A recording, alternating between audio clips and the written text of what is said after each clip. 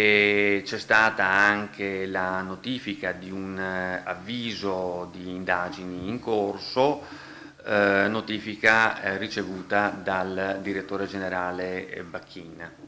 Il presidente Levorato conferma che sul direttore generale dell'Etra, Bacchin, è in corso un'indagine. Precisa anche che si tratta di fatti precedenti all'attuale gestione e che la Finanza la scorsa settimana ha passato un bel po' di tempo negli uffici della Multi-Utility per recuperare il materiale necessario all'inchiesta. Bacchin nel frattempo ha rinunciato alle deleghe sulla trasparenza e l'anticorruzione, sarà sostituito a breve.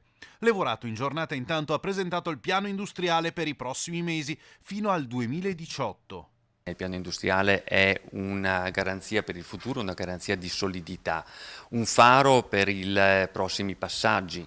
Insomma, Etra ha mostrato i muscoli perché di fronte alle mire espansionistiche delle società quotate è giusto ribattere con forza. Etra guarda al Veneto, Levorato spiega chiaramente che la strada da percorrere è quella dell'aggregazione con le altre venete Ava e Aim.